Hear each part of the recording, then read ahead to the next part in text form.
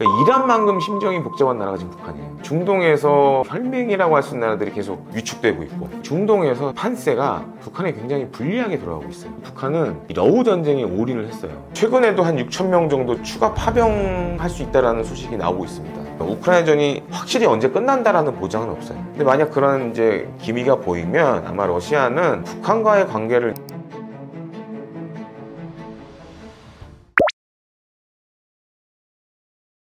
북한이 이례적으로 미국이 이란 공습한 거에 대해서 이제 강력 규탄했는데 그게 좀 배경이 있습니다. 그러니까 중동에 잘 보면 친북한적인 나라가 두 나라가 있어요.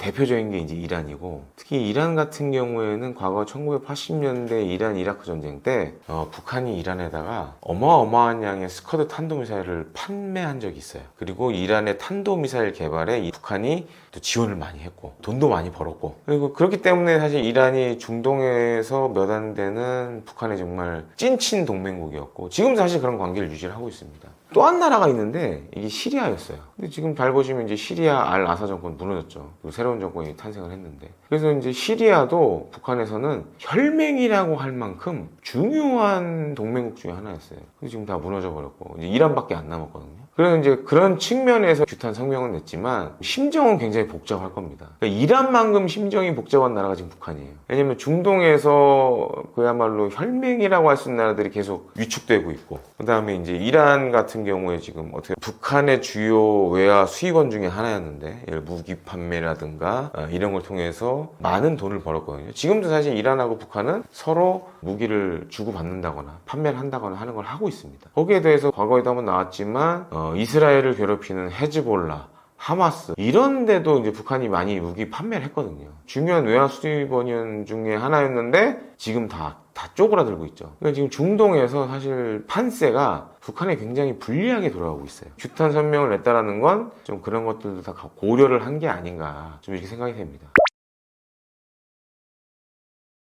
과거 북한이 핵 개발할 때 사실 이제 미국이 군사작전을 하려고 많이 검토를 했었어요. 지금 이란과 비슷한 상황이었던 때가 있었죠. 근데 그럼 왜 못했냐? 일단 북한은 서울하고 대치하고 있는 거리가 가깝잖아요.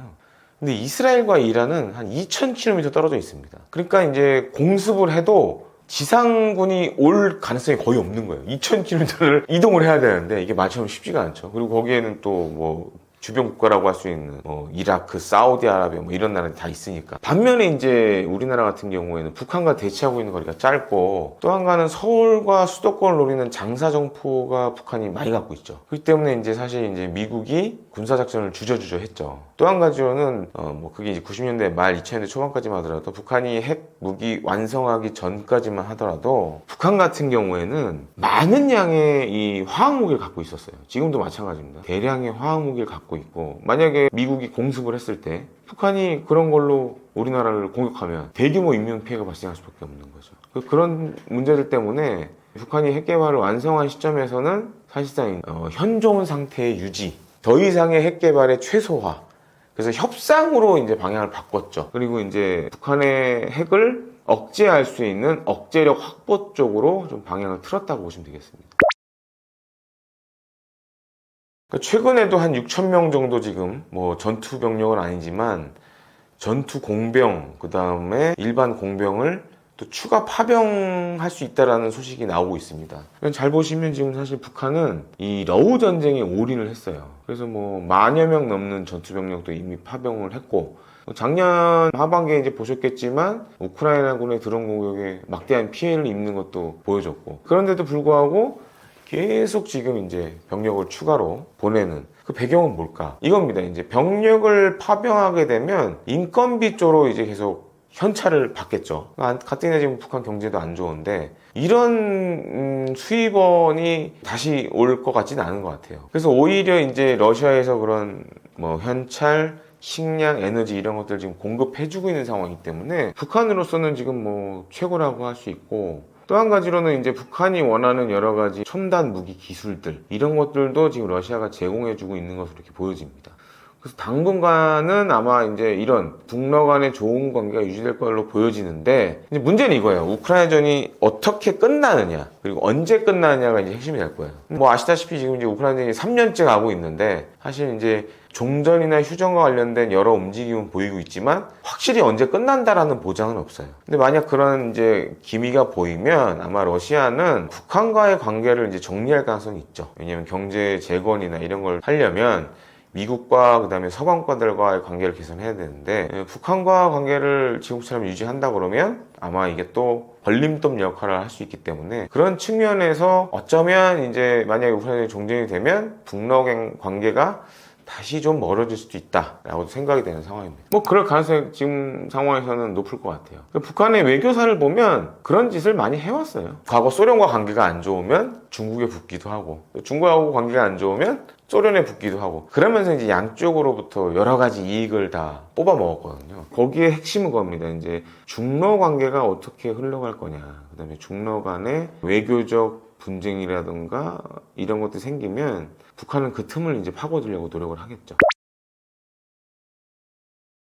지금 잘 보시면 이란 같은 경우에는 이스라엘의 공습과 미국의 군사작전으로 위축된 상황이고, 북한은 이제 반면에 지금 북러 관계를 이용해서 어떻게 보면 생명 유지를 하고 있는 거고, 그래서 이란과 북한은 상호 의존적 관계. 또 한 가지로는 지금 이란의 여러 탄도미사일 개발 시설이나 생산 시설에 타격을 받았기 때문에 이란 입장에서는 북한의 도움이 절실한 상황입니다. 그래서 이런 반미 연대는 이제 계속 될 것 같고, 근데 이제 북한도 여러 가지 셈법이 있겠죠. 뭐 미국이나 이스라엘이 북한이 이란 돕는 거를 이렇게 좋게 보진 않을 겁니다. 그러면 이제 뭐 예를 들어서 지금 트럼프 2기 행정부라던가 이런 데서 뭐 알겠는데 이란 돕는 거는 하지 마라, 또 이런 식으로 압박을 할 수도 있죠. 그래서 이제 그런 것들도 이제 하나의 변수가 될 수 있고, 근데 전 세계적으로 지금 중요한 건 점점 특히 중동 같은 경우에는 반미 세력들이 줄어들고 있어요. 그러니까 예를 들어서 이제 9.11 테러를 일으켰던 지금 이 이슬람 원리주의 반미 단체, 뭐 알카이다도 지금 지리멸멸해졌고, 최근에 기사 통해서 IS 관련된 뉴스 보신 분들도 굉장히 적을 거예요. 그러니까 단순히 이런 반미 국가들 뿐만 아니라 미국의 적대적인 테러 단체도 지금 사실 많이 사라졌어요. 그 배경 중에 하나는 일단 여러 중동 국가들이 군사작전을 벌인 것도 있고, 또 한 가지 이제 코로나19가 오면서 이런 단체들이 사실 영향을 받았어요.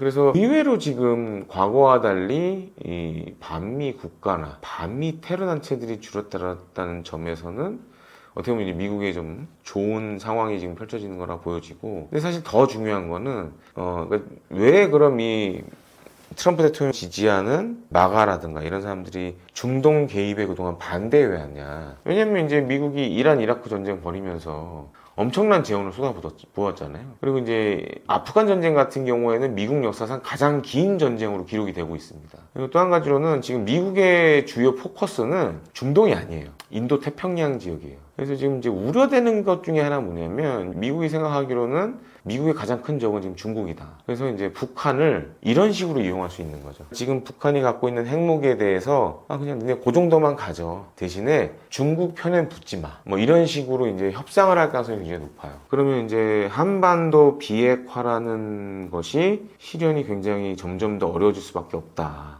라고 보여지고, 우리가 그런 점에 있어서는 좀 경각심을 가지고 봐야 될 것 같다. 그리고 이제 북한도 사실은 이제 미북 대화에 나오긴 나와야 되는데 지금 못 나오는 이유 중에 하나가, 일단 첫 번째로는 북러 관계가 너무 좋고, 그리고 김정은 입장에서 봤을 때 2019년에 이제 뭐 미북 정상회담 했잖아요. 근데 그렇게 이제 오랜 시간 기차 타고 베트남 하노이까지 갔는데 회담 결과는 파토였잖아요. 사실 이제 트럼프와의 인간적인 관계는 나쁘지 않다고 생각을 하는데, 자칫 미북 정상회담 했을 때 또 지난번 같은 일이 벌어질 수 있다라는 좀 공포를 갖고 있는 것 같고, 특히 이제 트럼프 대통령이 워낙 이 협상의 달인이기 때문에 얘기 안 되면 그냥 박차고 나가버리거든요.